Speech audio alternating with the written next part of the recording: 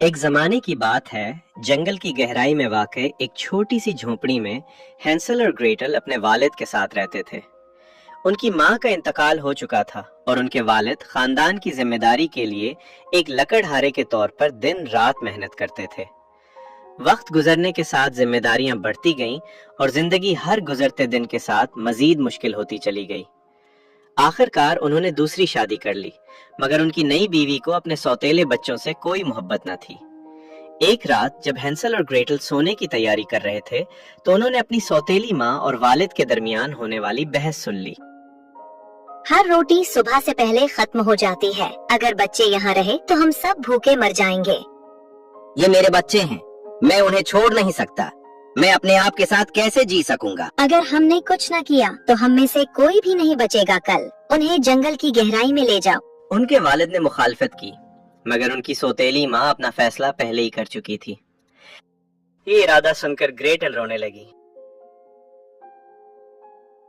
فکر مت کرو گریٹل، کسی نہ کسی طرح ہم واپس گھر کا راستہ ڈھونڈ ہی لیں گے۔ اس رات دیر گئے۔ ہینسل خاموشی سے باہر نکلا اور اپنی جیبوں میں جتنے پتھر بھر سکتا تھا بھر لیے۔ صبح کے وقت سب لوگ جنگل کی طرف روانہ ہوئے اور ان کے والد نے بچوں کو بتایا کہ یہ صرف ایک خاندانی سیر ہے۔ جیسے جیسے وہ درختوں کے درمیان مزید اندر جاتے گئے، ہینسل خاموشی سے وہ پتھر گراتا گیا جو اس نے پچھلی رات جمع کیے تھے تاکہ واپسی کا راستہ بن جائے۔ بعد دوپہر ان کے والد اور سوتیلی ماں نے انہیں کچھ کھانا دیا اور کہا کہ وہ جلد واپس آ جائیں گے۔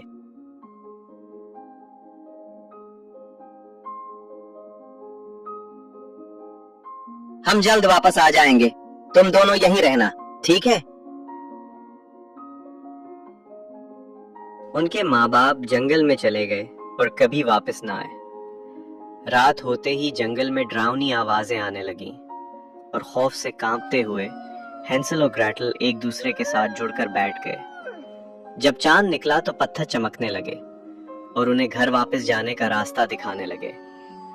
شرمندگی سے بھرے ہوئے والد اپنے بچوں کو دوبارہ دیکھ کر بہت خوش ہوئے، لیکن سوتیلی ماں نے صرف جھوٹی مسکراہٹ دکھائی۔ اسی رات اس نے چپکے سے دروازہ بند کر دیا تاکہ ہینسل دوبارہ پتھر نہ جمع کر سکے۔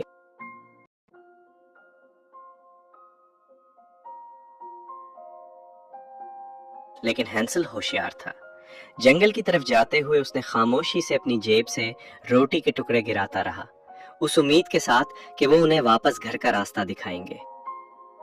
خاموشی سے بیٹھے رہو اور ہمارا انتظار کرو جب تک ہم واپس نہ آئیں۔ چلو اب چلیں۔ دوپہر تک ان کے والد اور سوتیلی ماں چپکے سے وہاں سے چلے گئے اور بچوں کو ایک بار پھر اکیلا چھوڑ دیا۔ ڈرنے کی ضرورت نہیں گریٹل، میں نے راستے میں روٹی کے ٹکڑے چھوڑ دیے ہیں تاکہ ہم واپس گھر کا راستہ ڈھونڈ سکیں۔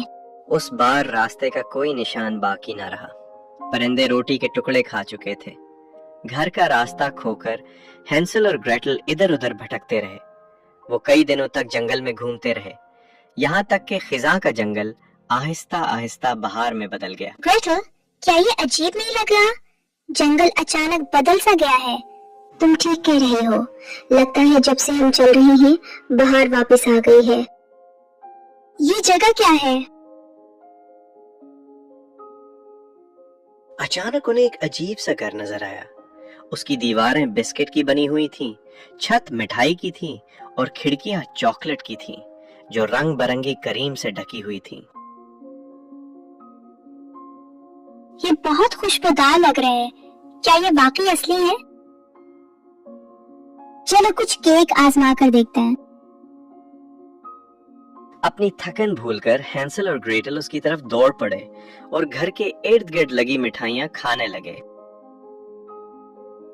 اب کون ہے جو میرے گھر کو کتر رہا ہے؟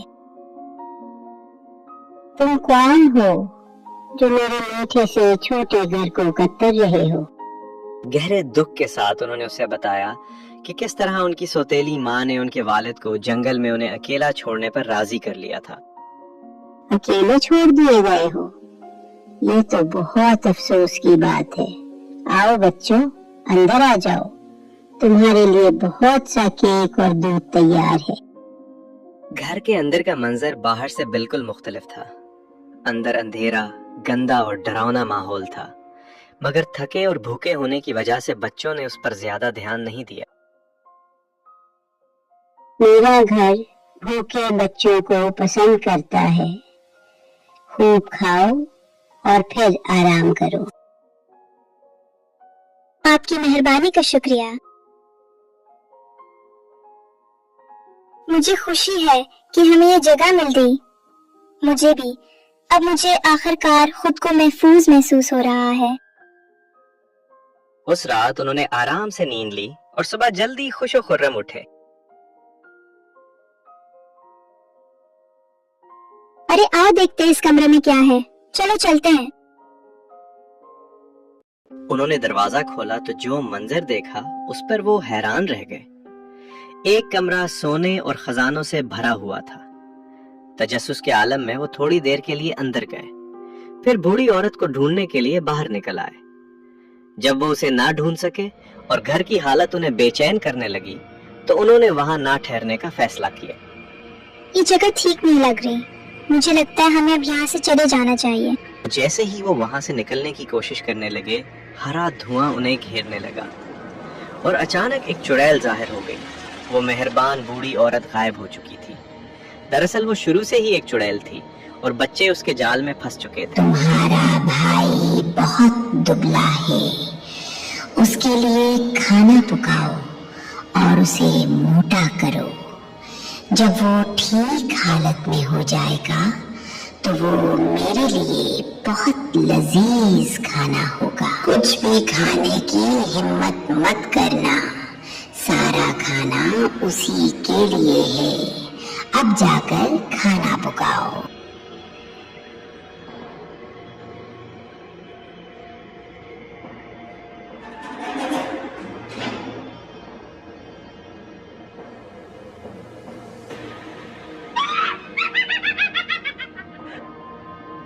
چڑیل نے ہینسل کو پکڑ لیا اور اسے ایک پنجرے میں بند کر دیا جہاں وہ اپنی کرسی پر بیٹھ کر اس پر کڑی نظر رکھتی تھی.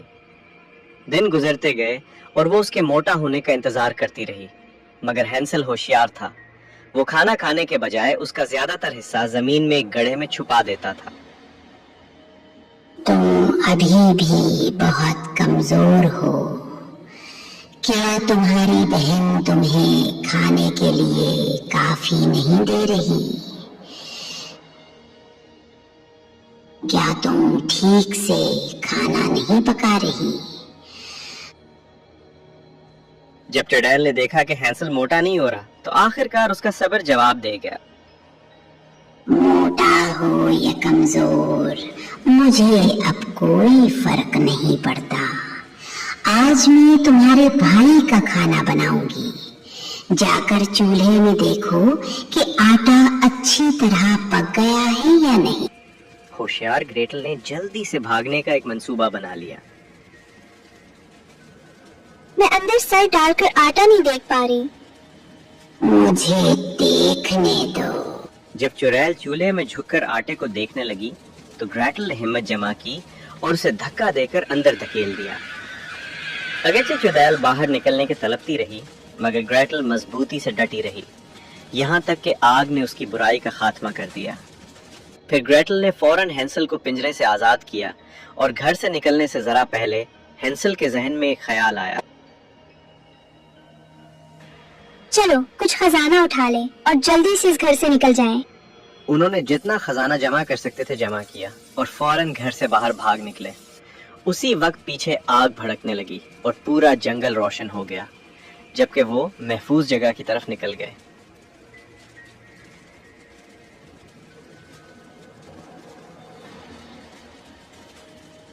ہینسل اور گریٹل نے گھر واپس جانے کا فیصلہ کیا. وہ کئی دنوں تک چلتے رہے اور ایک ایسے راستے کی تلاش میں رہے جو انہیں حفاظت تک لے جائے.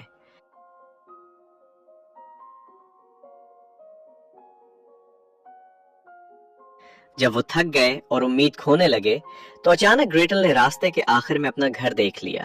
خوشی سے بھر کر وہ فوراً اندر کی طرف دوڑ پڑے. دیکھو وہ ہمارا گھر ہے. ہاں وہی ہے.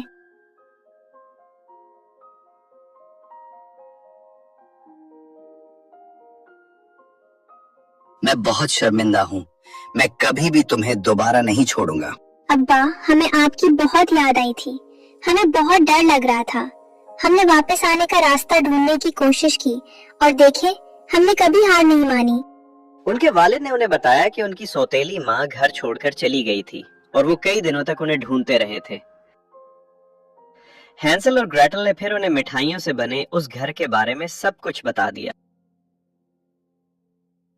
مٹھائیوں کے اس گھر میں سونا اور زیورات تھے، مگر ہم نے صرف اتنا ہی لیا جو ہمیں زندہ رہنے میں مدد دے سکے۔